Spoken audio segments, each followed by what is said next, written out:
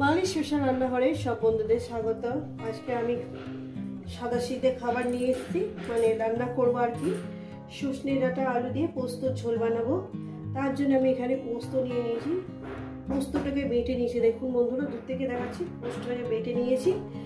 এখানে আছে 6টা কাঁচা লঙ্কা, ছোট সাইজের একটা টমেটো দিয়েছি, আলু দিয়েছি, আর ডাঁটাটা এইভাবে কেটে নিয়েছি। আপনার এই আমার লেগেছে। বন্ধুরা, রেসিপিটি শুরু করার আগে বলবো লাইক করবেন, শেয়ার করবেন।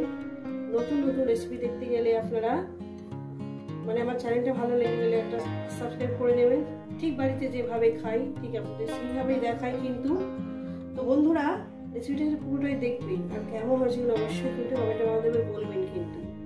চলুন রেসিপিটি শুরু করা যায়। বন্ধুরা, গ্যাস ধরিয়ে দিয়েছি, কড়া আমি বসিয়ে দিয়েছি।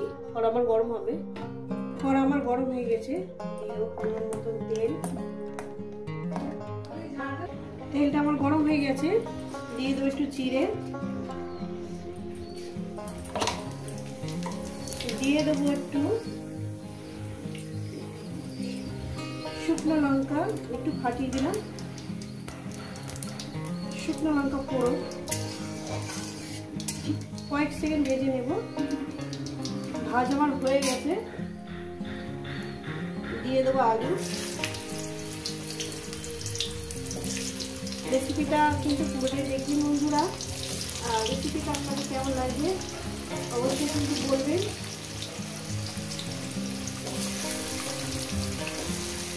আলুগুলো দিয়ে দিলাম। দিয়ে দেবো এখানে পরিমাণ মতো লবণ, 1 চামচ লবণ দিলাম, যদি লাগে তো পরে দেব। এটাকে আমি ভালো সুন্দর করে মিনিমাম 4-5 মিনিট ধরে আলুটাকে আমি ভেজে নেব।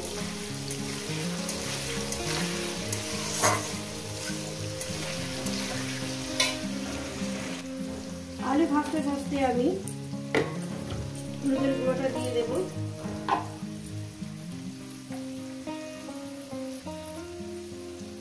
দিয়ে দিলাম।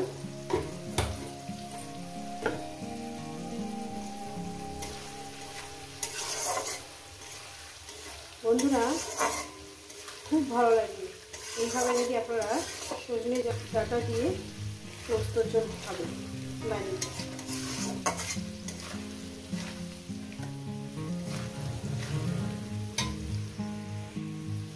4 মিনিট হয়ে গেছে আমার।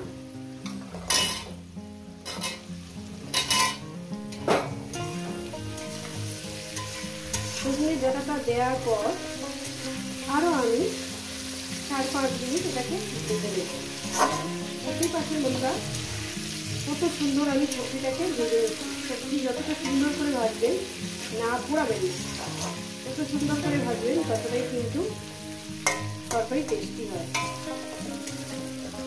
লঙ্কাটা আমি এখন দেবো না, লঙ্কাটা পরে দেব। তো বন্ধুরা দেখুন, আমি যেভাবে রান্নাটা করছি আপনারা ঠিক সেইভাবে রান্নাটা করবেন, ভালো লাগবে। যত সুন্দর করে ভাজবেন ততটাই টেস্টি হবে। তো বন্ধুরা, সবজিটাকে আমি ভেজে নিয়েছি। এরপর দিয়ে দেবো পোস্ত বাটা। পোস্তর বাটি ধোয়া জলটা আমি দিয়ে দেবো।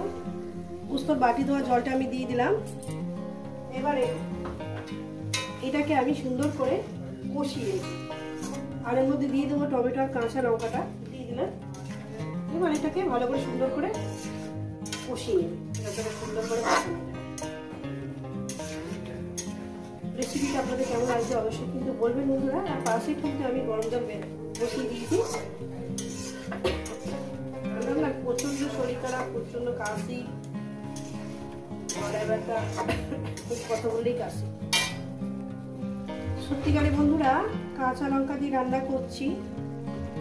কালারটা একটু হলুদ হলুদ, কিন্তু খেতে খুব সুস্বাদু হয়। পুরো লঙ্কাটা বাদ দেবে। এইভাবে রান্নাটা করবে, দেখেন খুব সুন্দর। আমি নিজে রান্না বলে বলছি না। তো বন্ধুরা, আমার কষানো হয়ে গেছে। এরপর দিয়ে দেবো একদম গরম জল, ফুটন্ত গরম জল দিয়ে দিলাম। যেটা একটু ঝোল করবো, একদম টেলটেলে ঝোলটা করবো না, মিনিমাম আরো আমি 5 মিনিট এটাকে রান্না করবো। রেসিপিটা আপনাদের কেমন লাগবে কিন্তু বলবেন। দিয়ে দেবো বন্ধুরা সামান্য পরিমাণে একটু লবণ, সামান্য পরিমাণে একটু লবণ দিলাম। দিয়ে দেবো কয়েক দানা চিনি, আমাদের স্বাদ মতন দিলাম, আপনাদের স্বাদ মতন দেবেন। দিয়ে এটাকে 5-6 মিনিট ফোটাবো। তো বন্ধুরা তরকারিটা হয়ে গেছে। এই রেসিপিটা যদি আপনাদের ভালো লেগে থাকে অবশ্যই কিন্তু কমেন্ট করে জানাবেন, রেসিপিটাকে লাইক করবেন, শেয়ার করবেন, চ্যানেলটা ভালো লেগে গেলে একটা সাবস্ক্রাইব করে দেবেন। আবার নতুন ধরনের রেসিপির সঙ্গে দেখা হচ্ছে। সবাইকে বলবো সুস্থ থাকবেন, ভালো থাকবেন, আর আবার নিত্য নতুন ভিডিও দেখবেন।